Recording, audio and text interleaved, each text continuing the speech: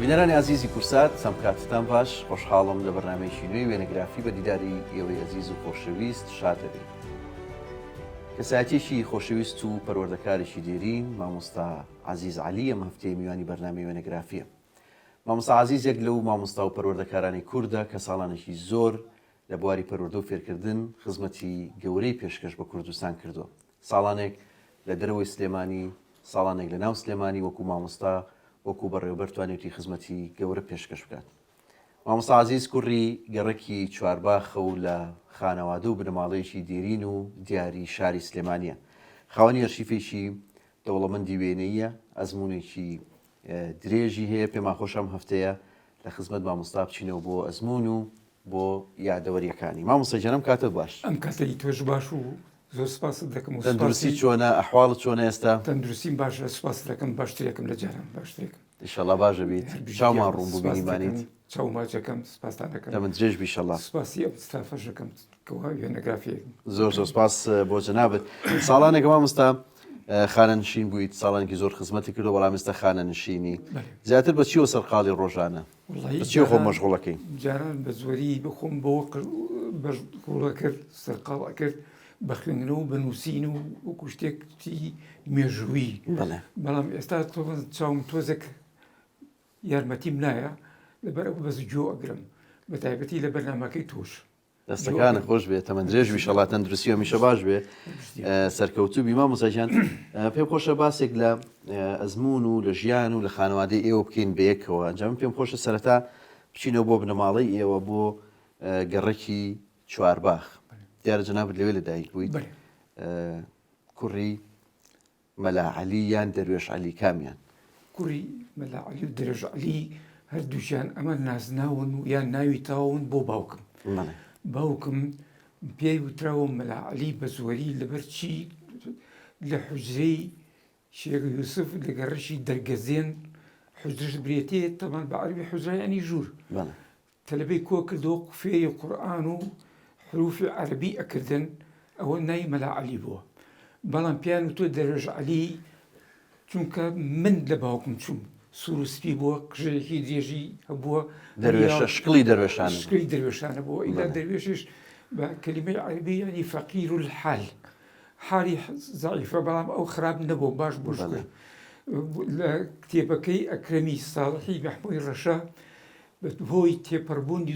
200 ساڵ بەسەر دامەزراندنی سلەیمانی کە ئێستا ئاهەنگی بۆ ئەکەن، ساڵی 1984 ناوی باوکمی تایە کە ئەو ناوی نووسیوە ئەو کەسانی کە حوجران هەیە، ئەو کەسانی کە خەیاتن، ئەو کەسانی کە ئاسنگەرن، هەمووی بەچی پیشەوەر هەیە ناوەکانی بڵاوکات. باوکو دیکێک گولانی کە حوجرەی هەبوو وەکو باسی کرد لە گەڕەکی دەرگەزێ. بەڵێ مزگەوتی شێخ یوسف. شێخ یوسف. بەڵێ. تۆ چوویتە حوجرەکەی باوکت یان یەکسەر چوویتە مەکتەب؟ فریان نەکەوتم، چووکە من تەمەنم 4 ساڵ بووە، ئەو لە 47 بردو من 43 خوازاخن نایەتی. بەداخەوە دیارە باوکت بەهۆی ئەوەی کە زوو کۆچی دوای کرۆ بە ڕەحمەت بێ وێنەشیمان نییە. وێنەشمان نییە بەداخەوە سێری بکەین. بەس ئەم وێنەیە کە لە مانگی ئایاری ساڵی 59 گیراوە، ئەمە بەهێخانی دایکتە. پێم خۆشە باسێکی دایکتم بۆ بکەین. بەڵێ، ئەمە دایکمە بەهەیە ساڵح خلە بنجوو. بۆچی بنجوو لە باوکو بە پیرەوە چێتە سەر جوولەکەکان. بۆیە ئەو بنجووە بنەکە بەجیان نەنووسراوە وەکو لە عەربیا نووسرێ، بەسەر جووەکان نووسراوە، جوو یاخود کردوانە بە یەکگوشە. کردانە بە یەکگوشە. کەواتە دایکم تایەفەکەشمان بەو ناوەوە ڕۆشتووە لە دایکەوە. تۆ لە باپیران تۆ لە دایکەوە باڵێن پێشتر جوولەکە بوون؟ بەڵێ جوولەکە بوو. جوولەکە بوون. ساڵح کوڕی خلە بوو، خلە خدر ئەو ئیسلام بۆ سەر دەستی کاگەحمەی شێخ کە ئیسلام بووە. ئەم کوڕی چێیە؟ ئەم خدرە کوڕی سەلمانە. سەلمان ئیشی چی بووە؟ جوولەکەش بووە سەڕاف بووە. سەڕاف یانی گۆڕینەوەی پارە. ئەو ئاەتمەنی گۆڕێتوانێ بە دیناری عێراقی یاخود جۆرەکانی کەی دراوی گۆڕیوەتەوەیە. ئەی سەلمان کوڕیشیە بۆ کوڕی داود بوو، کەواتە ئەگەر بێر شەجرەکەی بخەین تۆ داودە سەلمانە لەگەڵ ساڵح. ئەی ئەم خلێ چەند کەسی هەبووە برین بە کورتەکەی ساڵح باپیری من لە دایکەوە. لە دوای ئەوە سەعید، بەڵام سەعید باسییان دەکرد کە گوایە ئەمە سەعید جوولەکەیە کوڕەکەی کاک عەلی و پیانەوە عەلی جوولەکە ئەو ئامۆزای دایکم و خاڵم و ئەوان بووە خوشکیشیان هەبوو ناوی گوڵ ئەندام بووە ئەم گوڵ ئەندامە معلوماتیان نییە ئەم معلوماتە لە چی هاتووە لە کتێبەکەی کە مامۆستا عەبدولخالق شەجەرەی ماڵە دێرینەکانی 1984 تا 1914 ئەکاتە 30 ساڵ کەواتە ئێوە تێکەڵیتان مابوو لەگەڵ بنەماڵی جوولەکەکان دیارە وەکو تۆڵی باپیرت وە بە موسڵمان بەڵام وەکو تێکەڵی ئەوەی کە تۆ بەبیرت بێ ئەوەی کە من بەبیرم بێت تێکەلیمان نەماوە ئێمە مناڵ بووین وەکو نەنکم کە کاتە دایکم کە پورە ئایشان پێوتۆ نەنە ئایشەمان پێ ئەوە ئێمە ئەگەر جوولەکەکان هەموو جێژنێشیان خواردنیشیان بۆ ئێنان وەکو هێلکەی ڕەنگا و ڕەنگ هێلکەکان ڕەنگا و ڕەنگ کرابوو خزم و کەسوکارتان مابوو لەوێ ینی با بڵێن دیارە ماوە من نەمزانیوە بەڵام بە ئێمان نەوتۆ ئێمە حاڵ مەسەلە ئەوەیە ڕاست ئەجا هەر لەسەر مۆزوعی جوولەکەکان کە من معلیم بووم لە قەڵازیێ بووم جارێکیان کە دوای وەفاتی نەنکم و دوای وەفاتی پورم لە 1970 نەنکم لە سیوێکی دوانزەی 1970 وەفاتی کردووە شوعلەی خێزانم وتی جارێکیان دوای مردنی ئەو دوانە تەمان دوو ئافرەتی ڕێک و پێشی جوانی ئەبا بەسەر هاتن بۆ ماڵی ئێمە نەمانە ناسین بەڵام نەنە ئایشەیە نەنچی بن پێیان تو ئەمانە چێن کوتیانە ئێمە لە کۆیەوە هاتوین جوولەکەشی بزانین چێتان ماوە هەواڵپرسی خێزانی ئێوە هات بەڵێ بۆ هاوڵپرسی خێزانی ئێمە تۆ بزان چێمەوە وڵاتە پیان و تۆ شوعلە نەبە عەزیز نەری بە هیچ جۆرەی ئەمەنە هاتون ئەویش ئەمەگە ڕێک و پێک بۆ نەیویستوە قسەکەی ئەوان بشکێنێت نەبە هەتا نەنەبردو 1970 لە 1970 ئاتەی پورم وەفاتی کردووە ئەنجاو قسەی بەم وتووە کەواتە ئێمە دوور کەوتینەوە لە جوولەکەکان ڕاست باسی ئایشەخانی پورتێک کرد لە کتێبە مێژویەکانی ژۆی کاک ئەکرەمیش باسی کرد پیان تۆ عایشە قسە خۆش بەڵێ لە قسە ئەوەی هەموو شتێکی تایە بەڕاستی ئەو کتێبەی ئەکرەمی ساڵحی مەحموود ڕەشا وازم یەکەم کتێبە باسی سلەیمانی ئەکات دوو کتێبی کەشی دەرکردووە هەر هەمە ئەم قسە خۆشانەی زۆر قسەی خۆش بووە بەڕاستەکەی لە هەمان کاتە چێژێنەر و شیفیشی چاچی چێژ بووە مەسەڵەن بڵین فڵان کەس چووە بۆ حەج ئەم نەیەتوانێ چێشتان بۆ لێنێ ئەیگوت چەند کەسن ئەیانگوت 100 کەسە ئەیگو ئەوە مەجەلی گەورە ئەمەگە برنجی خڕ ئەمەگەی ئاوی تێبکەن ئاوەکە ئەمەگە سەر برنجەکە بکەوێ خواردنەکە تۆزیعکەن ئەو سەرتەمان کاک بەرزان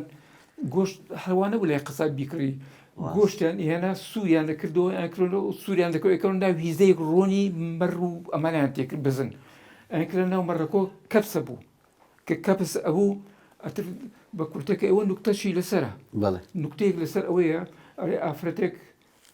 دەوڵەمەنگە بێ هیزەشی بێ ڕۆنی تایە بۆی کەسێک ئیشی بۆکە گۆشتەکەی نەخۆ گۆشتەکە دەبە ئەچی چیەکە ژوورەکە ئاوشێنەکە کە ئەوشێنێکە قوڕە تەمەچیمەتوە نەبووە ئەگە پیا بڕۆ دەرەکەوێ ئەم چیەکە بیلامانێ و بێ ئەدەبی نەبێ سواری کەرەکا بێ بەکەرەکاتێتە لای هیزەکەەوە بەچنگ دەریێنێ ژنەکەی تۆ سیرەکە ئەرێ سمی کەرێ و چنگی ئەسێ یعنی بەچنگ دەریێنەوە مامۆستا تۆ لە چوارباخ ئەچیتە قوتابخانە بەس بۆ نەچوویتە ئەیوبی ئەو ساڵانە بۆ چوویتە قوتابخانەی زانستیە بوو لەبەر ئەوەی من وەزعی ماڵەکەمان تەواو نەبوو خاڵیشم خۆعافوی کە ئەو بەخێوەیە کردین باوکم لە 1970 مرد لە سەورە و شۆڕشی بەهنەکان کە لە مەهاباد بوو بەشداری کردووەتن نازم چەند لێ ماوەتوانێت ئەسکەریش بووە ئەسکەری لاسلکی بووە هەتا تەنانەت لە 1963 کە لە ماڵە بوو گوێی لە مۆتەی نەکان لەکرد مۆتەکانجی برێتی دەنگێک درێژ دەنگێک کورتی ئەتر ئەوە زانێ و کام حرفەیە ئەوانی ئەکوونەکە دۆ زمانی 63 زمانی سعیم سدیق کە سلیمانی وێران کرد کە مامۆستا یاسینی گۆرانی یاریزان و وەرزشکاری لەناو بردوو لەگەڵ جەماعەتێکی کەش هەموو خەڵکی لە حامیا حەبس کرد هەتا لە حامێش ئەویش نوکتەی لەسرە بۆ نمونایی وا هەبوو دکتۆر بوو مهندس بۆ زمانەیە حامێ قسمێکی هەبوو لەوح کرابوو لە ئەو سەری حامیەوە ئەم نوکتەکە چییە بڵێ بەڕاستی ڕوویاوە ئەم کاکەم بۆی جێڕەمەوەی ڕەفیقم ئەیگو تەمەشاکە کابرا هەتا چۆت لە شوێنەکە دەست بە ئاو بگەێنێ بێ ئەدەبی نەبێ تەمەشاکە دکتۆرێک یا مهندسێ یا کابرێکی سەر ئەیگو تکایدا بەزەوە ئاخوڕی خۆم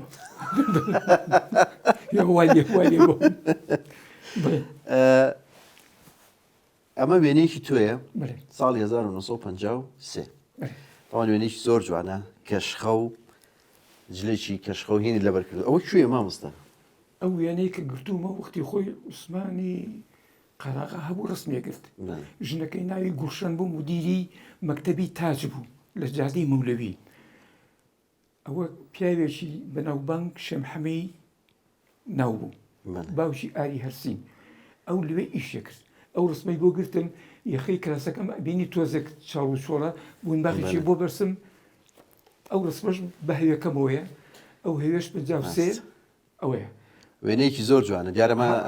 ئەمە ناسنامەکەیە ناسنامەی قوتابی عەزیز بن عەلی عەبدوڵڵا لە قوتابخانەی زانستی بڵێ قوتابخانەی زانستی کامەیە 1954 بەڵێ خۆی هەموو تلبێکە وەرەگیرەتی لە ساڵی سێوە دەستپێکە بڕین لە بانی مینەوە دەستپێکە بە کورتەکەی ئەوە شێخ محەممەد ئەوەی بۆ گرتین لەبەر ئەوەی بۆ گرتوین ئەمان ناسی زۆر ڕفێقی خاڵم بوو بە زۆری هاوتەی مەڵی ئێمەیە کرد ئەم هێمە بۆ دروستکە ئەم پێناسەیە هاتن بۆ مەکتەبەکان شەو ئەگەڕان ئایانگۆ ئەوەی ئەم هەوێ دەربێنم پێناسەیە ئەگەر بچێ بۆ بەغا لە کەرکک و بە قیتاب بچێ بە 350 یعنی بە 2 ڕوپێ ئەگەر لە سلێمانی بچیتە بەڕوبێک یعنی 550 250 فەرق بۆ باش بەڵێ 250 فەرق بوو دەرمەدینە و کاتەمی 53 کەواتە دەیبێنێتەکە دەوری حکاتە چەند 3 کۆنە پێشی بچمە سەر تەجروبەی دواترێت پێم خۆش ئەم دوو دۆکمنتە پیشان بین دارمە دەفتەری جنسی زۆر کۆنی عراقیە هی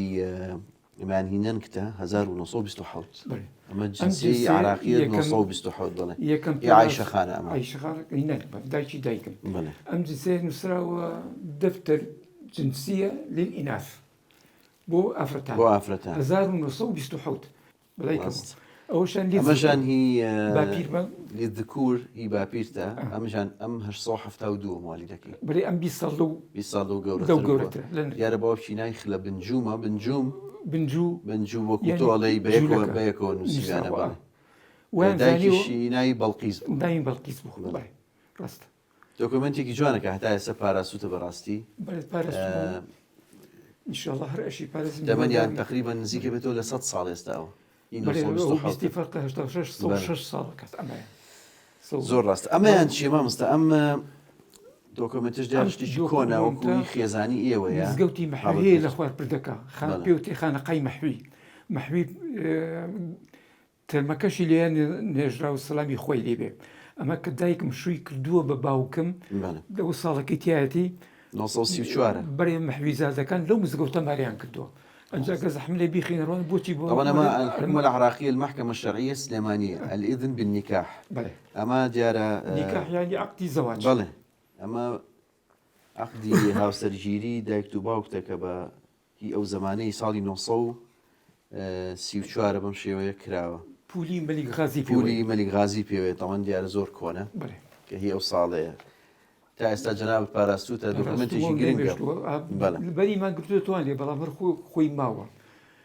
ئەجا بۆی بری مەلیکەکانی عێراق لە پێش چێ بۆ مەلیک فەیسەڵی ئەوەل بۆ برین خەڵکی چێ بۆ سعودیە بۆ لە دوای ئەوە مەلیک غازی هاتۆ لە دوای ئەو مەلیک فەیسەڵی دووەمە مەلیک فەیسەڵ کوڕی مەلیک غازی ئەتر نازانم تیا چوو بەدەعم بوو مەلیک فەیسەڵی دووەمیش هاتۆ بەڵێ خاڵیان کرد بە وەلی عهد پێی وترا وەسی ئەنجا بوو بە ئاهەنگ لە هەموو عێراق و لە کوردستانیشە لەبەر ئەوەی بوو بە مەلیک ئەمیش کچێکی ئەمیرەی هێنا دەوازن لە خاریج ئەمریکا ئەژیا لە ئەسڵە بنەماڵی تورکی بوو کچەکە مامۆستا جەنابەت لە قوتابخانەی زانستی بوو وتمان نەچیتە تا ئەیوبیە قوتابخانەی زانستی بەرامبەر لە شوێنی سەیدەلی و بەرامبەر چایخانەی شەعب شوێنی قوتابخانەی فەیسەڵیە هەر عینەن بینا بوو هەر ئەی بینابوو بیناکان تێگە حیفی ڕزمەکەی ناو هەمە هەڵم کردوەکو و یادگارێکی پیرۆز دووقات بوو ئەم بینایەوە 1923 دروستکراوە مێجەرسۆن کە مستەشاری ئینگلیز بۆ هاتووە بۆ سلەیمانی تەمەن 2 ساڵ لە ئێران بۆ مێجەرسۆن میرزا غوڵام حوسێنە کتێبەکەی هەمە لە 70 دەرچووە کتێبەکەی لەمە بە عەربی نووسراوە بە کوردیەکەی لێرە چون ئەو بینایان تێگا بە شەو پیانە و زانستی من لەیەکی سەرەتاییەوە تاکو و 6 سەرەتایی لێتۆم کرد لە دوای 6 چمەم تۆستم مەکتەبێک لە پشتێتی بەرامبەر سینەمای گۆیژە بوو بە عەلی و پیانەوە سینەمای سەیفیە سەری نەبوو هەر بەس هاوینان شەو ئیشێ کرد نەک زستانانی ئیشکە لەبەر باران ئەنجا کەواتە ئەو مەکتەبە مێجەرسۆن لەو مینا هینی کردووە نوێنەرایەتی کردووە هی ئینگلیز جنابەت لەو ساڵانە لە پەنجاکان لە تەمەنیشی مناڵیەوە دەستێکی بە پیشەی خەیاتی لای کاک عومەر شەیدا نزیکی 10 ساڵ لای ئەو شاگرد بووی هەتا ئەبی بە خەلفە ساڵانێکی زۆر لەوێ ئەو کارت کردو وەکو پیشە بە ڕۆژە ئێوارانیش قوتابخانە تاو کرد ئەمە وێنەیەکی ئەو ساڵانەی مامۆستا وێنەیەکی زۆر زۆر جوانە دیارە دوو کەسن لای ڕاست حکمەتی مەلا ئەحمەد لای چەپیش دیارە جەنابتی 1957 دوکانی شەیدای خەیاتی پێم خۆشە خۆت باسی و تەجروبەی و کاک عومەر شەیدان بۆ بکەی ئەمە ئەمسەرکە دەستی چەپم دەستەرێتی ئەمە خۆمم ئەوەی کە حکمەتی مەلا ئەحمەدە ئێمە گرنگیمان بە خاتی ئەیە بەڵام لە هەمانکە تا گرنگیمان بە خوێندن ئایا من گرنگیم ما بە خوێندن وتم هەتا سەیم تۆسە دەسانەوی سلەیمانی کوڕان کە مامۆستایی بەڕێز سامی حسێن نازمی باوکیشی پیاوی بوو لە پیاوە گەورەکانی شێخ مەحموود ئەمەی ئەم لەژێر حکمەتی مەلا ئەحمەدە شەڕوسەخەری لە بەرای من دیارە نەخۆشم قەمسەڵشتم لەبەر کردووە ئەمەی ئێرش مناڵێکە نایەتەوە یادم شیەیە ئەمی ئێرە دەژێرەوە کەواتە ئێمە 3 کەس 4 کەس هەوڵمان نا بە خوێندنەکە من بووم بە معەلیم حکمەتی مەلا ئەحمەد بوو بە فەرمانبەرێک وابزانم بوو بە مدیری مەسلحە و نەقد و ڕکابی سلەیمانی یان جگە لەو لای کاک عومەر شاگرد بوون ئێوارانیشتان خوێندن خوێندنیشتان تەواو کرد هەمووشتان سەرکەوتوو بوون دارالمعەلمین لە 61 کابرین چوومەتە دارالمعەلمین هەموو ڕۆژێ لە دوای دارالمعەلمین هاتمەوە ئەوسا بە مۆستای بەڕێز ئەنوەر قراخیش تەلەبە بوو لەوێ لەکوێ لە دارالمعەلمین ئەو گرنگی ئەیە بە مۆسیقا ژوورێکمانەوە ژووری مۆسیقا و مۆسای ڕەحمەتی ولیام یۆحەنای دەوری پێەیە زۆر ئاگامان لێ مامۆستا قراخی دائیمەن خەری بوو ئێمەش مەرحەباییمان هەبوو ئێستاش مەرحەبەیی زۆر لەگەڵ نێرگزی کچمە بۆ لەگەڵ تیپی کیژان نەچا بووە نێرگز دوای ئەچینە سەر ئەوە مامۆستا لە ئەو ساڵانی کە لای کاک عومەر بووی پێم خۆشە باسێکی کاک عومەرم بۆ بکەی و تۆ چی فێر بوویت لەوێ چیتانە دووری لەو دوکانی خەیاتی پەنجاکان کە یەکەم جار ئەو شێم حەمەی هەرسینای یادی بەخێر کە منی بردێ ئەوێنێکی دانابوو کە پراواکەی و کەساچی چاکەتەکە لەبارەکە قوڵی پێوە نیە و ئەملای لێ کردوانی پراوەیە کرد ئێمە کورسێک دینێک دازرا بوو تەختەیەکی سنووق لەسەر سنووقەکە دانیشتنی کوڕێکی جوان چیلەی جوانی لێ بوو ناوی شەماڵ بوو من وتم شەماڵ لەسەر هەر یەکەم ڕۆژ وتی بە منی وتی تۆ ناوت چێ وتم عەزیز وتی من ناوم شەماڵ نییە وتم ئەی وتی ناوم نەوزادە وتم ئەی بۆ وتی ئەی چۆن کاک شەیدا خۆی ناوی عومەرە پێ عومەر شەیدا بە فارسی بە عەرەبیش یعنی عاشق ئەو شەیدایی کە لە شوشەکە نووسرا مامۆستا موحسین هەبوو لە مەکتەبی فەیسەڵەی بەڕۆژ ئەو نووسی چونکە کاک شەیدا ناردی بۆ من وتی بڕێ ئەوەم بۆ بنووسە و بنووسە ها بۆ شوشەکە کاغەزەکەی نا بۆ شوشەکە و تەختیتەکەی دیار بوو تەسمیمەکەی بۆی کرد تا ئەمە خیرە مابوو کەواتە ئەم کوڕەش گرنگی بە خوێندن نابوو بە موهەندیس چوو ئەمریکا حالیەن ڕسمیتیاتی لای ئێمە لە ئەمریکایە حالیەن وەرشەیەکی سەیاراتی هەیە لەوێ وەرشەی سەیارات چیتانە دووری مامۆستا ئەو ساڵانە لێ ئەو ساڵانێکە لێ لە پێشەوە من جلی کوردی زیاتریان بەری خۆم خۆت لە پێش و فێری چیان کردم کونە قۆبچە چۆن نەکرێت مەسەڵ هەمجاری وای خەیات دوی سپیەکرێ و چاکەتەکە زۆری مایۆ کونە قۆبچەکەی ماوە کونە قۆبچە بۆ پێکەنی کونە قۆبچەکەی تۆ فێربووی مامۆستا بەڵێ من چاک فێر بووم بە خەلفە 4 کەس 5 ژیان لە باتی ئەوەی بن بە خێگەوار بوون بە خەلفە ئێشە لەوە جەمالی حکواری خوش و جەمالی عەزیز حکمەت ئێشە لەوە محەممەد سادق ئێشە لەوێ کاک فاتح ئێشە لەوێ مامۆستا قادر ڕەسوول ئێستا شکر یادی بەخێر هەر ماوە دوکانی هەیە کەماشەریف لەسەر پردەکە ئەوانە بەیەکۆ من لەوان گەورەتر بووم بە تایبەتی لە کەماشەریف دیارە جەنابەت لە دوای کەسانەوی سلێمانیش تەواوەکەی هێشتا خالی مامۆستایان سێ ساڵ لە خانی مامۆستایانە بیوەکو باست کرد و خانی مامۆستایان تەواوەکەیت و دا ئەمەزرەی وەکو مامۆستا لە 65. بەێ دەی 65 ئیتر دوای وازت لەم پیشەخاتی هێنا نەچی تۆ سەری نەچوو بۆ تو سەری هەتا برادرم هەبووتیان بە دوکانە دەین بۆ خاتی وتم کاکە وەڵی من دەرزی هیلاژی کردم دەرزی بەکارهێنان وەکو چوون بۆ کۆمپیوتەر هیلاکرد دەکات چاوت ئەزیەتی بێت پشت ئەزیەتی ئەبێ وتم مامۆستایەتێکم پێ خۆشە ئەتر بووم بە مامۆستای قوتابخانی ئاسۆس بۆچی ناینەوە ئاساس قەڵاچینە سەرەوە مامۆستا جارێ باسی قەڵاتجە ناکەین پێم خۆشم وێنانە پیشان بەم دوای بچینە سەر تەجروبەی قەڵاتجە ئەمە وێنەیەکی زۆر جوانی توێیە دیارە ساڵی 1956 لە خوڕماڵ گیراوە پاڵکەوتم لەگەڵ عومەر شەیدای ئەوە عومەر شەیدای خەیات یادی بەخێر بەس دوکانی خۆی و چەند راوسێکمان چوین بۆ خوورماڵ لێ ئەمە خوورماڵە کە چوین بۆ خوورماڵ بە کورتەکەی دەدوای چوین بۆ ئەحماوە ئەو داوەتی بۆ کردوین برایەکی حاجی مەچی پیان و قادر قرمزی ینی سوورندانی قالە بەڵێ یادگارێکی جوانە دەستی خۆش بێ ئەم وێنەیەش سەرگەڵووە 1960 بەێ وێنەیەکی زۆر جوانە مامۆستاوە بەێ سەرگەڵ ننکم دایکی دایکم ئایشەخان یاری نەنە ئایشێ خەڵکی سەرگەڵوە لەگەڵ کوڕێکی خوشکەزا زای نادبین بۆ سەرگەڵ چوو بیبینە ئەترەما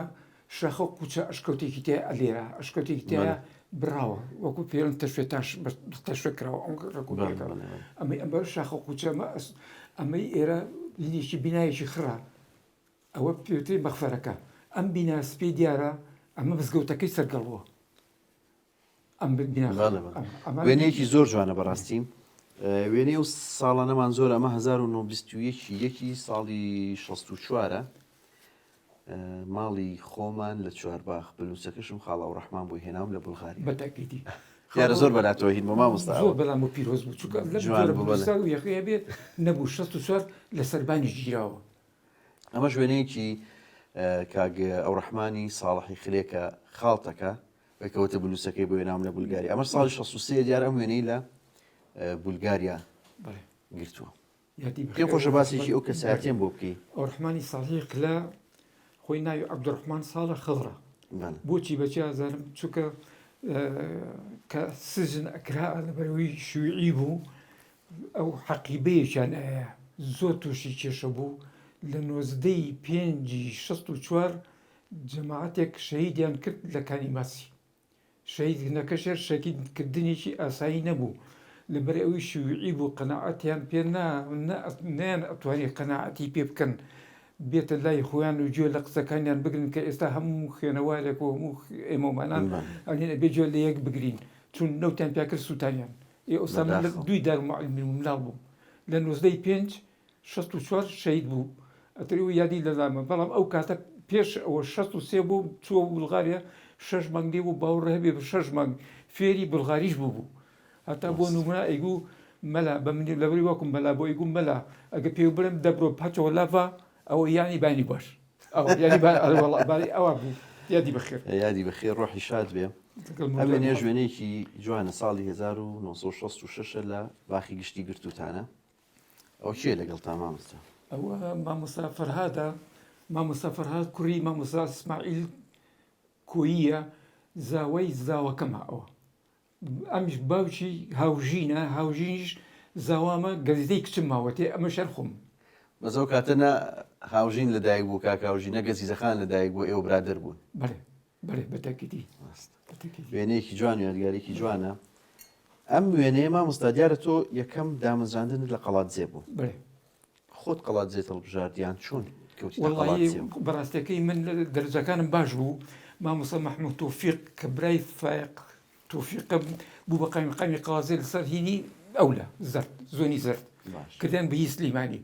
کە چون منێ ناسی قاتی لای ئەما کرد وتی عەزیز تۆ هەتا دووکان ئەو پەلیکانی وەتمان بەڵام قەڵاتجێکان لە یەکەوە بووین لە یەک پۆلا بووین وتیان نام مامۆستا بێت قەڵاتجێ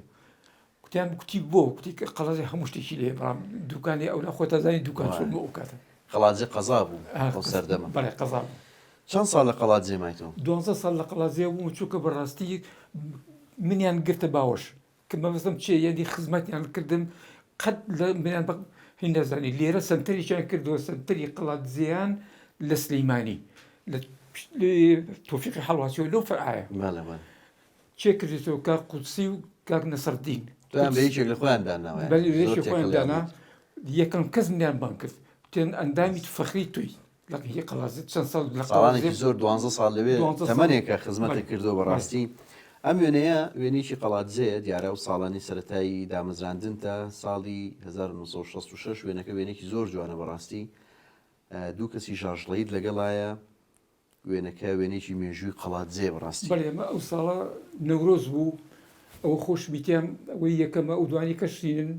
کاک ساڵح و کاک حەمەسعید هەردووکیان ژاژەڵین بەڵام لە قەڵازێ جێنشین بوون بە مامۆستای ئەوێ چونکە یەکەم جار کە بووین بە مامۆستا 18 مامۆستا بەیەکەوە ئێمە ڕێگای قەڵازەی گیرا بۆ عەسکەریەن ئەوەیە بچینە کەرکووک لە کەرکووک بچینە کۆیە لە کۆی بچینەوە قەڵاتزێ ئەم وێنێ شەر وێنێشی قەڵاتزەیە بەڵام ئەمەیان ساڵی 73 بەڵێ ڕاستەکەی ئەمەشم هەر بەردارم مامۆستەکانی قەڵاتزێن 73 کە کردومانن ناوەکەیان بەعزێ نایانم هێناوە دیارە پەیوەندیە کۆمەڵایەتیەکانت تۆ کە لە قەڵاتزێ بوویت تێکەڵی خەڵکی ئەوێ بوویت پەیوەندی کۆمەڵایەتی لەگە خەڵکی ئەوێ دروست کردو ئەمە وێنێکی خێزانیە بەڵام لەگەڵ کۆمەڵێک کە خەڵکی قەڵاتزێ بوون کێنەوە مامۆستا ئەمە لەو ماڵا بووم بۆختی خۆی 4-5 ساڵ پیاوەکە هەر وەکو براوا بووین مناڵەکانی و کچووکڕەکانیان بە کورتەکەی برازامن ئەمە ئایشەخانی داچی خێزانێتی حتا کچە گەورەکەی کە یا بەشوو پرسی بە من کرد یعنی وام لێ ئەوانە تێکەڵ وێنێژ وێنێکی 16 قوتابیانی پۆلی پێنجەم دیارەمە لە قوتابخانەی ئاسۆس گیراوە لە قەڵاتزێ وێنێکی زۆر زۆر جوانە بەڕاستی زۆر تەزکاریە چونکە مناڵان هاتن بەعزێژی نەک هەر لە قەڵازێ لە ژاراوەوە تەقریبەن بە سیارە چارەشە 20 دقا بوو لە بەرەوەی بەرد بۆ قیر نەبوو جاتەکەی ئەم وێنە گرتووە من لە ناوڕاستام لە هەمان کاتا کە هاتن بۆ ئێرە وێنەکە قرتاوە گولی نێرگزیان بۆ ئێهێنام گولی نێرگز هەموو جارێک چەپچێت نێرگزیان بۆ ئێهێنام ئەمە بەڵام هەرچەندە لە پشت و نووسرا و پۆلی شەشەم بۆ تەلبەکانم ڕیس کردووە لەسەر قالدمەکان گەورەکان وێنەیەکی زۆر جوانە مامۆستا بەڕاستیوانی ئێستاوانی کە لەو وێنەیەن لەوێ مناڵن ئێستا هەمویان تەمەنیان سەر و 60 کوریتیا بوو لە سلەیمانی دوکانی هەبوو لە مەزاخانەکە پیشانە بۆ بەراکەن نیە ئەیگو لە توکە نێناسیەوە ئەم گەورە بۆ براکی گەورە بوو وێنەیەکی جوان و یادگاریکی جوانە مامۆستا وێنەی ترم زۆر لاماوە باسی و تەجروبەیەکەین بەڵام پێم خۆشە پشوویەک وەربگرین دواتر بێکەوە بەردەوامە بین خۆشەویستان لە دوای پشوویەکی کورت لە وێنەگرافی و لەگەڵتان بەردەوامە بین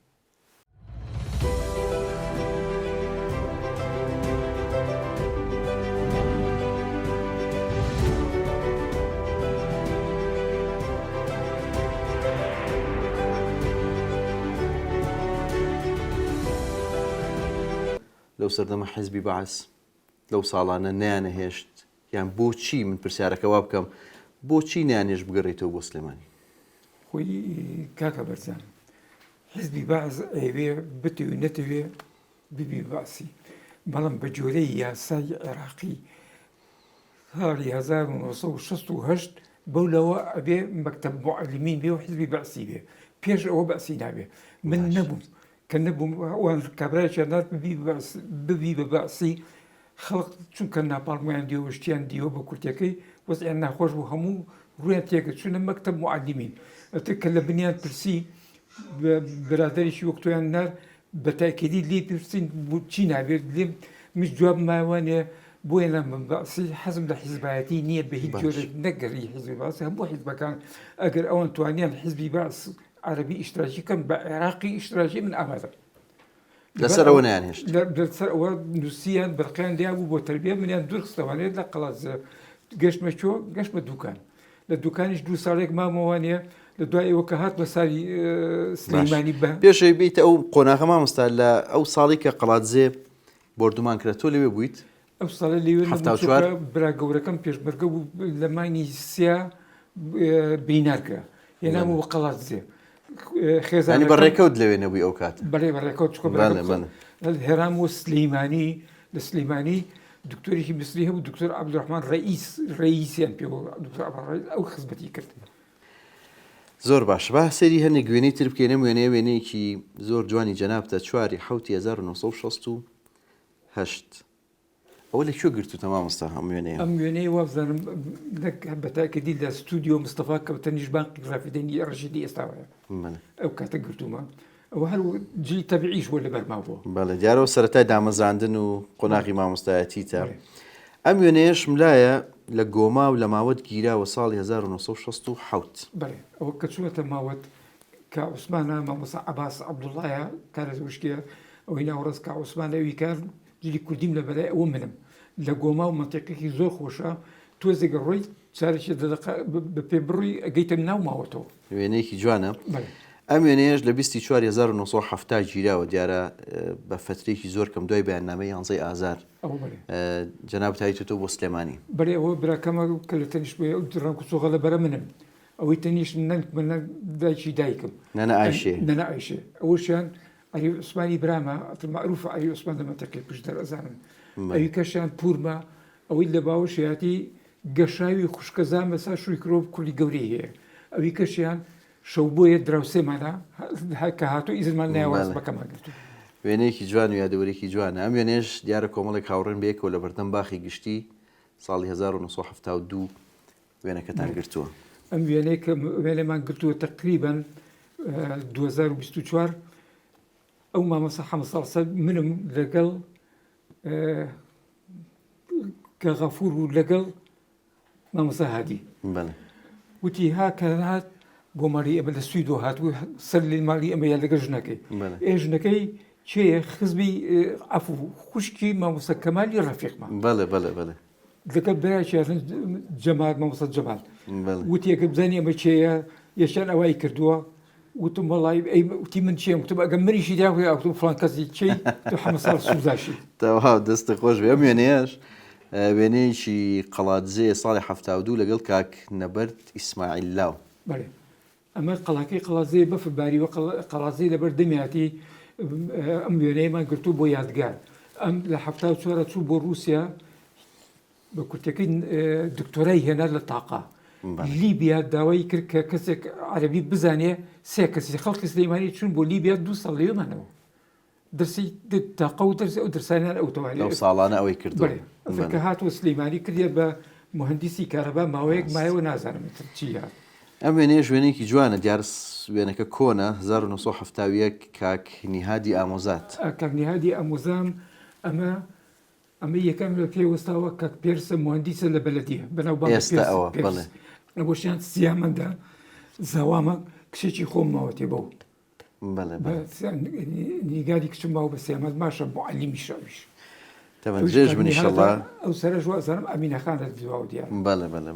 مامۆستا لە دوایەوەی کە ئەو ساڵانە لە قەڵاتزە ئەمێنیتەوە دواتر یێتە دوکان پێما بە 2 ساڵیش لە دوکان بوویت بۆچی یەکسەر نەهاتیتەوە سلێمانی چوتە دوکان؟ بەڵێ چوە دوکان بە کورتەکە ئەمێنێتوانێ جا 2 ساڵ بێ ساڵێک بێ ئەبێ لێرە پیان ئیلا ئەبێت ئینتیما بکە بە حزبی بەعسیشەوە کە ئینتیما شەکرد زیاتر ئەمێنێتەوە. من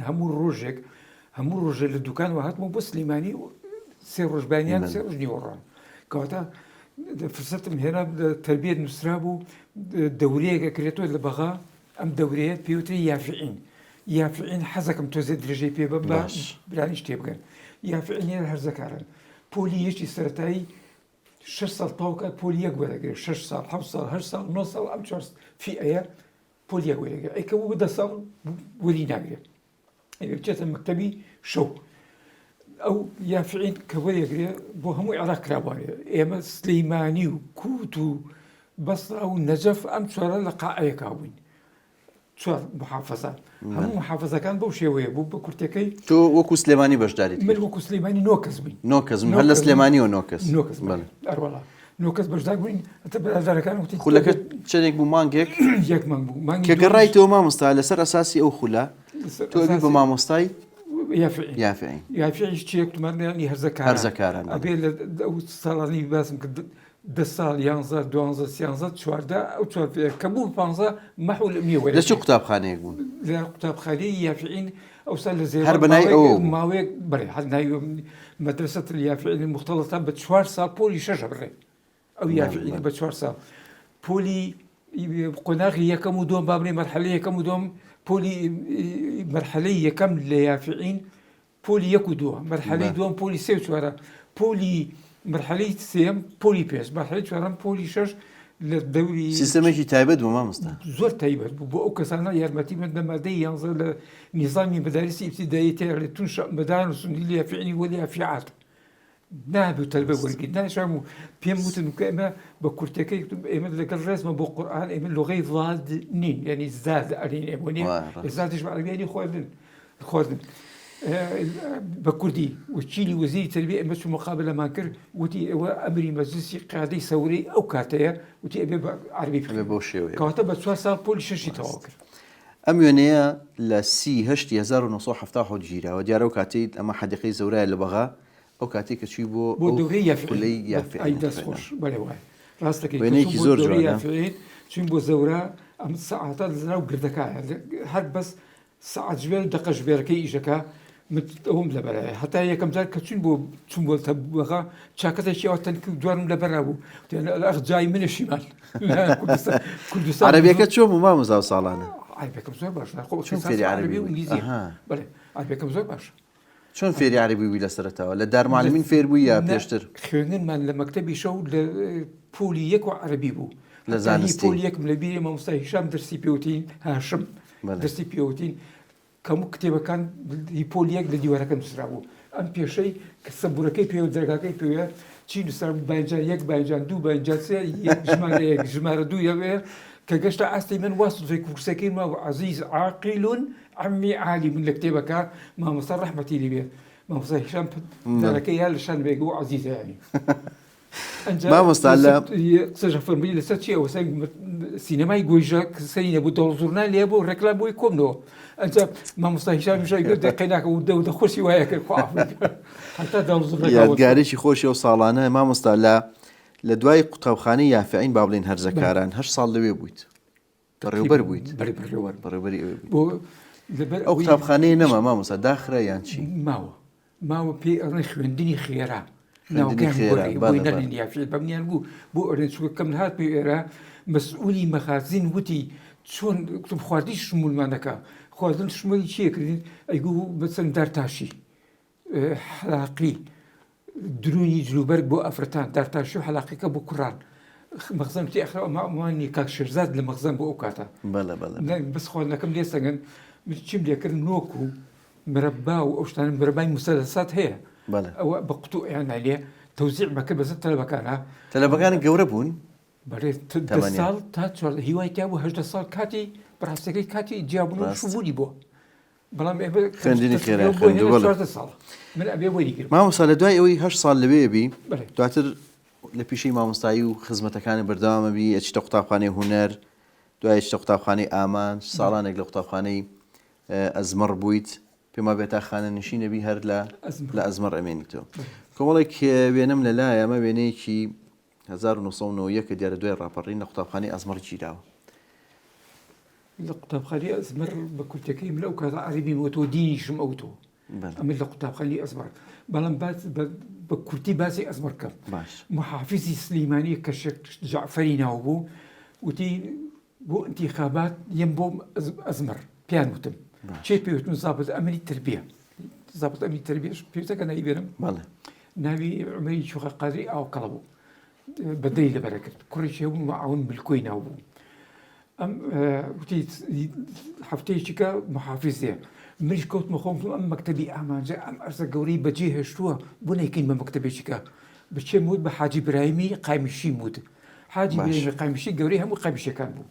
وڵا بە کورتەکەی پێم وەگەر ئەوە بڵێت داوای مەکتەبێکی متەوەسطە بکەن کە داوای کرد شێخ جەعفەر وتی کە حاجی چی بۆ زەعیمی قایمیشیەکانە دەستی گرتم وتی فێرە نەکردوتم لێ پرسە خۆشم فێرم لێ سی بلی ئەمەیانی بڵێ وتیکە حاجی من بەسەر چاوم نەهاتم ڕێکلام بکەم بۆ مەکتەب بۆتان دروستەکەم وتی ئەیکە تۆ هیچ چیشمان بۆ نەکەی بۆ چی هەڵبژێنی بۆچی لەگەڵ شێخڕۆفی کارزە بازارەکە بوو بەرامبەری دەکا هی حکومی بوو ئەو شێخڕۆفیشی ئەو دوانە منافیسی یەک بوون وڵاتن مەکتەبەکان کرد شێخ کامیلی هەڵەبجەیی معاون مديري شؤوني فني بو هات بولام قلتي ماموسا هاتوب أمجر كده داي مكتبة كرم كواش وين هي قلت ماموسا ورد شو ما حوش بياساك ما كرت معاون مدير بو ركبتي تو رازيك أبو رازي بتي خل مديري واهي كريس اسمه وأمانة رازي الله يحوشكم دايما ياك مكتبيان كردواني اسم مديري مكتب كمان ماموسا حميد حسن قامشية همو جالك النزارة بينك يا دقاري بينك شكا همو لي رهينيان كردوا بكرتكي دوريان ديوا تطبيق كردوا البيان عليه كاكو مكتبي خوتان مامۆستا ئەمێنێش لە باخی گشتی گیرەوە ساڵی 1970 بەڵێ ئەوە علی عوسمانی برام وقتی خۆی کە شۆڕشی کوردی شکستی هێنا لە نەفیکران بۆ جنوب بەڵێ بەڵێ ئەو دوو عەربەشی میوان کردووە نیگار و نزاریشی تایە و ئەو دوو عەربەش کە هاتن بەرخێکیان لەگەڵ خۆیان هێنا پێیان گوت حەنەو ئەوەش جەنابتی لە بەپێوە لای ڕاستەوە وەستای ڕاستە خۆش و بەستاو بەڵێ وێنەیەکی جوانە ئەم وێنەیەش ساڵی 80 گیراوە لەگەڵ کاک عەلی لالە ئەوە منتیقەی چێلە گرتمان هەنگە کرای دراوسەکانمان ئێمان داوت کرد کابران پێ بۆ ئەو وێنێشمان گرتو لەگەڵ عەلی قەلاقی زۆر پیاوێکی دڵسۆ زۆر ڕێک و پێک بوو دەستە خۆش بێ ئەم وێنەیەش لەگەڵ مامۆستا عەلی سەرچنار یارەمەش هاوڕێن بێکەوە مامۆستا عەلی سەرچنار ئێمە هاوڕێین زۆر بێکەوە لە قازێ بێکەوە بووین کاچی هاتۆ پێی وتم کە عەزیز دەبەری تۆ شارەزاتری لە قەڵازێ ئەگەر لە عەلی لالە بووی ئەگەر لە عەفو لە عەلی عەبدول بێ خۆی عەلی عەبدولی ناوە ئەم وێنەیەش وێنەی کەسایەتیەکە کاک عوسمانی عەلی محەدی چۆن لە ناو وێنەکانی تۆیە کاک عوسمان ئەمە زاوامە خوشکی خۆم ماوەتەوە خەجیجی خوشکم ماوەتێ لە 67 خەجیجی خوشکم ماوەتێ لە بەرەوەی براگەورەکەم لە پێشمەرگە بوو ئەبووە من مارە بریم کە قازی هەوەساوی کتێبێکی دەرکرد دوو قۆچاوی زولقەرنەین ئەسکەندەر زولقەرنەین ئەو قازێک کردی لە ماڵی شەو قازی ئەها بۆ ماڵ و ئەنجا نەکی مارا کرد تەکسی خۆیان پێ بوون پاری تەکسیەکە دا کاک عوسمان ماوە کاک عوسمان 5/12/2024 پار ماوەیەکە ینی بردووە بەداخەوە ڕۆحی شاد بێ ئەم وێنەیەش مامۆستا وێنەیەکی جوانە دیارە کۆمەڵی کەسایەتی خۆشەویستی تایە تەسەوڕەکەم لە سەرەتاکانی دامەزاننی تەلەڤیزیۆنی گەلی کوردستانە مامۆستای گەورە مامۆستا ئەنوەر قەراخی تایە کاک شێخ جەمالی بێژەری تایە کاک عوسمان نووری مۆنتێری تایە ئەم ڕسمە چییە کا لای تۆ مامۆستا ئەم ڕسمە لە لای هین وەرمان گرتووە لە کاک ئاراسی حاجی عەلی ئەویش لە گەلی کوردستان ئیشێ کرد ئەم ڕسمی گرتووە کەواتە ئەوەی دەسەر چاپ ئەوەی دەسەر ڕاستش کاک سەلامە خەریجی ئیدارە و اقتصادا وەختی خۆشی لە گەلی تەلەڤیزیۆنی گەلی کوردستان ئیشی کردووە محاسب بوو کاک ئاراس چی توێ مامۆستا ئاوەرزاومە ئاوەڵزاوەتە بەڵێ ژنەکانمان خوشکە بەڵێ بەڵێ وێنەیەکی جوانە ئەم وێنەیەش ساڵی 83ە سەیرانێکی خێزانیە و هەمووتان چوون بۆ دووکان قوتابخانەی نەوجەوانان دیارە لەگەڵ مامۆستایانە قوتابخانەی نەوجەوانان بۆی هەمووی یەکتری باش بناسی خێزانەکانمان پێکەوە چوین بۆ دوکان لە دوکانەوە چوین بۆ چنارۆک ئەم دیو شاخەکەیەکە ئەو شاخە پێوتێ شاخی هەیبە سوڵتان ئەو دی کۆیە تەسەسولەکە بچێەوە بە کۆسترەتەوە شاخی کۆسترەت مامۆستا مێژ وێنەیەکی جوانە 1990 لای ڕاست سەلام کەریم عەزیز حەمەیابانی ئەوەی کوێ مامۆستا ئەمە مالی خۆمانە ئەم ڕسمە لای ڕاست سەلام خاڵە سەلام کە ئێستا باسمان کرد ئەوەی دۆم کاکەریمە ئەمە فۆرمانیای پێ ئەوترا فۆرمان کەریم ئیسماعیل ڕەسوول فۆرمان بۆ کە کارەبا لە کەرکووکۆیە لای سۆڵەکە دائیرەیەک و داوەشیانە کرد ئەم شوێنیکە و ئیشی لێ کرد هەمووی شتی ئەلکترۆنی شت بوو ناو خینەکە بەجزبەوە چی تۆ ژوور ئاوی تیا بوو بۆ دائیمەن سارد هەبێ ئەمەشیان منم ئەمەشیان کاک محەممەد یابانیە لە کارەبا و ینی دەربەدی خان ئیش چوو بوو بە یابان بۆ دەوڵاتە ناوێنەی محەممەد یابانی وێنەیەکی جوانە مامۆستا دیارە وێنەکان زۆرن بەس کاتی بەرنامەکەمان کەمە پێم خۆشە هەندێک پرسیارە لەسەر ژیانی تایبەتی خۆت لێ بکەم دیارە تۆ لەو ساڵانی کە لە قەڵاتزێ بوویت مامۆستا بووی ژیانی هاوسەریت پێکهێناوە لە سلیمانی لە 1970 لەگەڵ کێ لەگەڵ شوعلە سابیر خاتو شوعلە لە سلێمانی و تۆ لە قەڵاتزێ چۆن یەکتان ناسی وەختی خۆی پێشمەرگە تەمان خەڵ یەکتیە ناسن نچن بێک و مەسە خەڵ سلێمانی بەرین یەکتیە ناسێ وەستا برامی بنا پیاوێکی ڕێک و پێکەسە مالی لەسەر چنارە تۆزێک لە تەمەنی منایە و ڕەمێک کەمتر بێ ئەوە عەلی عوسمانە ناسێت چەند جارێک هاتن جاشەکانی قەڵاتزیان بە قازیفە لیانە لەگەڵ حەسۆ میرخان ئەتر کاهاتە شەو بەمنیان و ئەریوسان وتی مەلا وتم بەرێ وتی ئەگەر شەهید بووم خۆم بکە بە ساحێبم چکە لەوێ خەتەر بوو خۆی کە بە ساحێبی وتم بەرە خۆم ناکەم بە ساحێبی ئەو شەوە تابانی تلماوە و فرمێسکم ڕشتەوە کاک برایمیش وتی مامۆستا عەزیز وتم گیان وتی کە هاتیەوە بۆ سلەیمانی جەو خۆش بوو پێش ئازاری هەفتە ینی ئازار ڕووبا وتی کە چوورەوە ئەوێ بڵێ لەوێ من خۆمەزەم حەقی بۆکەمەوە تەسبیحێکی ئەمێ ئێستا شەڵم کردەوە بە نێرگزی کچم لە سوید تەسبیحەکە ئەوە ناسیم زەوتی بە پورمی وتو بڕێ بە فڵان کەس بڵێ بە نائیب عەبدوڵڵا بڵێ نائیب عەبدوڵڵا ئەندامی لیژنەی ناوچەی حیزبی شوێی سلەیمانی بوو هاتووشی لەگەڵ ئەو ماڵا هەبوو بردمێ بۆ ئەو ماڵە لەگەڵ کاک بەرامە زانیمان ئەویش شوعلە مناڵ دیار بوو بۆ موادی 52 ساڵە مارە ناگرێ قانونیە بەڵام من بۆ ئەوی بچم و عیب نەبێ بە مەلابارم کرد عیب نەبێ کە بچم یعنی ئاوا شوعلەخانە ناسی ئاوا شوعلە بەتاکیدی ئەمە وێنەیەکی شوعلەخانە دیارە وێنەیەکی زۆر جوانە بەڕاستی بەجلی کوردی ئەو ساڵانە کراس و کەوا و دەسماڵ و ساڵی 68 وێنەکەی گیراوە بەڵێ ئەمە پێش ئەوی ببینە وێنەی گرتووە پێشەوەی تۆ بەڵێ مناڵە زۆر مناڵە ئەم وێنەیان ساڵی 72 نووسراوە شوعلەخان دەستگیراندار دیارە ئەمە فترەی دەستگیرانیە فترەی دەستگیرانیە ئەو ملیانکەی بۆم کرد لە ئورزدە بووم کردەوە فەڕەنسی بوو گران بوو ئەو ملیانکە تیانەوە فەڕەنسی و گرانتر لەگەڵ ملیانکەکانی کافرقی ئەوم بۆ کردیوە بەس مستحق بووە بۆ کردیوە بەتاکیدی مستحق بووە بەتاکیدی 53 ساڵ خزمەتی منی کردووە مناڵەکانی کردووە ڕێز خۆشەویستیمان بۆی هەیە تەمەەن درێژ بێ ئینشەڵڵا شوعلەخان تەمەەن درێژ بێ بۆ ئێوە بۆ مناڵەکان بمێنێ ئەمە وێنەیەکی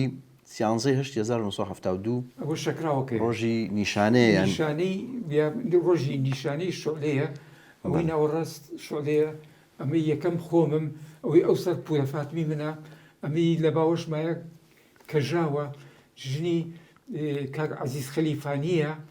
ئێستا ئەو تەقاعود ئەفسەری یەکێتیە ئەمەی ئەم لاشە گەشاوە گەورەکەیانە ژنی کاک ئیرۆنە خەلیفانیە ئەویش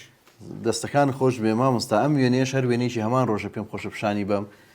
ڕۆژی نیشانەکە دیارە ماڵی شوعلەخانە بەڵێ ئەمان هەرماری ئوستا سابیە کە ماڵی خەزوورمە ئێستا بنی تیا بوو مناڵەکانی تیا و پورعاتێ تیا و فەریدەی تایە و پورزامە یاریێمانە وێنێکی جوان ئەم وێنەیەش دیارە سەرەتای ژیانی هاوسەریتانە هێشتا مناڵتان نییە بێکەوە چوون بۆ بەخە لەگەڵ مامۆستا کەمالی شیش و مامۆستا جەمال و خێزانی ئەم وێنەی ڕاستەکەی زۆر تاریخیە لە خۆشەویستی ڕێزی من ئەوانی هاتوون لەگەڵتانە بۆ بەخە کەمال شیرگەر دکتۆرای هێرا تاپان بە کورتەکەی مامۆستا جەمالیش جەمال حاجی محەممەد خۆیان و ژنەکان ناوتێنێ بەڵام کاک جەمال ژنەکەی گواستەوە بەس کاک مامۆستا کەمال شیرگەر ژنەکەی هێناوتی ئەبێ پێمان بڕی لە چ ئوتێلێکی دابەزی ئەو وێنەیەمان لە بەغا هەمووتان بێکەوە لێ یەکتان گرتووە بڵێ ئەم وێنێش وێنەیەکی تۆ شوعلەخان دوان لە مناڵەکانە وێنەیەکی زۆر جوانە بەڕاستی ئەمە حەسیب سەڵحی لێجار بزای مۆدیسەکۆی بیناکە وان نەوەناو بەرێ ڕاستە ئەوەزم زەر و نیگارە کوردیانە بە سەربانیش مامۆستا لەگەڵ شوعلەخانە چەند مناڵتان هەیە 5 مناڵمان هەیە نزار و یادگار ئەمە دوو کورد نیگار و گەزیزە و نێرگس ئەم ناوەکانیشم لەسەر ئەساس دامنەوە وەختی ناوەکانیان کوردی و ناوی خۆشن بەڵێ ناوی خۆش بەڵام هەمووی ئەسینی هەیە لە ماڵێکی ماڵی دکتۆر عەبدول ڕسمەکەی ئەلیرایەتی سەعیمانەکە کچێکی ئەوە 18 ساڵ مناڵێکی بچکۆلی بە خەڵەوە بوو سەیری چیەکەی بەوانی بوو دماری ئەوانە سەیری ئەوواکەم باشە ئەو ناویسێ وتی ناوی گەزیزە کچێکم ناونا گەزیزە لە قەڵازەش زۆر نێرگزان بۆ ئەهێنا بووم بە حەدیقە متەنەقیلەکرد بە ئیشبال بە ئەتە مناڵیش نییە پێی ناخۆشە لێی وەرنەگری مەزبوط چیم بکرد لێم وەرەگرت گوڵەکە یەکێکیان ناو نێرگس بەڵێ ئەتە مامۆسای وەچی وەوە حەدیقی متەنەقیلەوە درامای بوو لە بەخەکرا ئەمە وێنەیەکی کاک نزارە دیارە کوڕی گەورەی جەنابتە نزار مامۆستای قوتابخانەی نەورۆزە ئەمەش نیازخانە بەڕاستی ڕەحمەت لە شی دەیشی تەمەن درێژ من ئینشەڵڵا تەمەن درێژ من بەڵێ ئەم وێنەیەش نیگارخان و کاک سیامەندی هاوسەریەتی سیامەند کوڕی مامۆستا نیهادی ئامۆزامە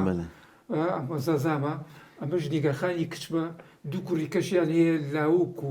سام هەردوویان خەریجی زانکۆن بەڵام شادیان ئێستا تازە لە زانکۆ چەندنەوە تێما مۆستا 14 بینە چۆنە لەگەڵیانە بینم زۆر خۆشە کە یان نەترە مجاریا تەمەنم نوێ بێتەوە هەمویان ئەم کوڕی کە لەگەڵشمان وەکو نزار و تەمەند درێژ خی گەورە تۆیان بۆ بێڵێ ئەمە ژوێنەیەکی خێزانی تۆ شعلەخان و مناڵەکانن بەێ ڕاستەکەی ئەمەش وازانم هەمیان بێکەوە نێرگسخانە و یادگارە بەڵێ بڵێ حەزمان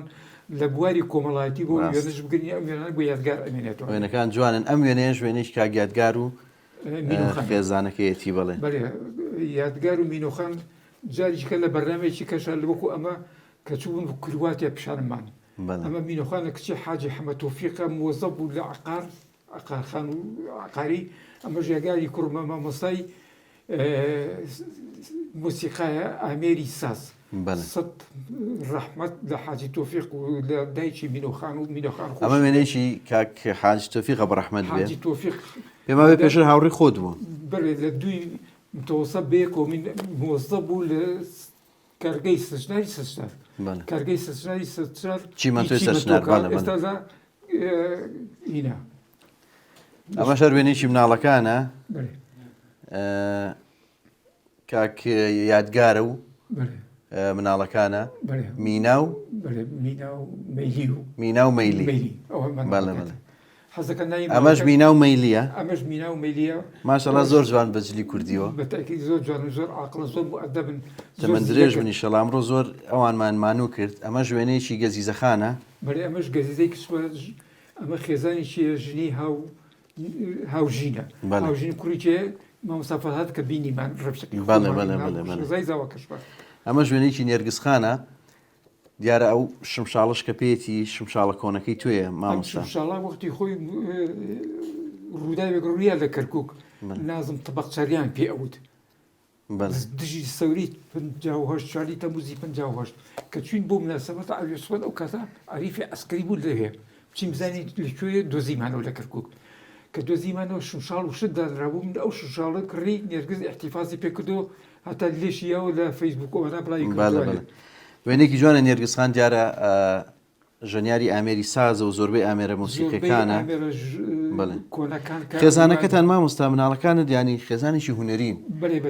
کاگیادگار مامۆستای لە پەیمانگای هونەر جوانەکان مامۆستای میوزیکە نێرگسخان بە هەمان شێوە ئەوانی تریژانی حەزی خۆشم وەختی خۆی شمشاڵم حەز بە تایبەتیش نایڕ لەو سەردەمی لە داروی لەگەڵ مامۆستا ویلیەم و مامۆستا هەیە گۆرانی بێژەکە پێ ئەڵەن عەزیز عەلی چون بۆ بەزە شوێنەکە بۆ عەزیز عەلی گۆرانێکمان بۆ بێ چێرە لو تسمع صوت الناي على الجبال الربابة يجاوب الراح الجنوب أقول جوا ليش مشال بير سر شاخ لين بالربابة جوابي جوان أما شروينيشي نرجسخانة بله زور شاكا يعني شاكا أم أميرة درستي كرت خوي درستي كرت بو أم أختي خوي لا شو هي أميرة لما تحفه ناجر أميرة لنا تشارشوي شو شايا أم أميرة درست كردوا بەکورتەکەی وەختی خۆی من لەگەڵ علی عەبدوولە مامۆستا علی عەبدوول کە چوین بۆ ئەوێ نانێش بچین دەوری یافعیمان هەیە کامێران پێ هەموو شتێکم پێ وتیان مەمنوعە ستەندەکە دانی ستەندی کامێراکە دامنا کامێراکە وسیە 75 کڕیمان دەستەکان خۆشمە مامۆستا دوای نوێنە کە کاتمان زۆر کەم ماوەداخەوە ئەم وێنەی سابین خانە ئەمە کچە زای جەنابتە ئەویش سابین خان ماشڵڵای بێ تەمەند درێژ بێ شەڵا خۆی لە سوید لەدایک بووە هەموو هەلی ئەڵێ بابە عەزیز حەزمان لە کوردستانە بینەوە کوردستانەوە کوردستان لای ئێوە بن خێزانێکی بەختەوەر خوای گەورەت و شوعلەخانیان بۆ بێڵێ تەمەند درێژ من مناڵەکان کوڕەکان کچەکان هەمویان جەنابیشت تەمەند درێژ مامۆستاجان ئەمڕۆ زۆر مانومان کردی چاومان ڕوو زۆر کە جەنابمان بینی بەڕاستی زۆر منتان نوێ کردوانێ زۆر سپاسی تۆکەم سپاسی کورساتەکەم تەلەڤیزیۆنی کورسات ستافی ئەم برابەر ڕێزە دەستی تۆ خۆش مامۆستاجان مانومان کردی مارکی سەرشانمانە تەمەند درێژ بیشەڵا زۆر سپاس خۆشەویستان بەم شێوە هاتینە کۆتایی ئەم بەرنامەی وێنەگرافی تا بەرنامەی داهاتوو کاتێکی ئارام بۆ هەموو لایەکدا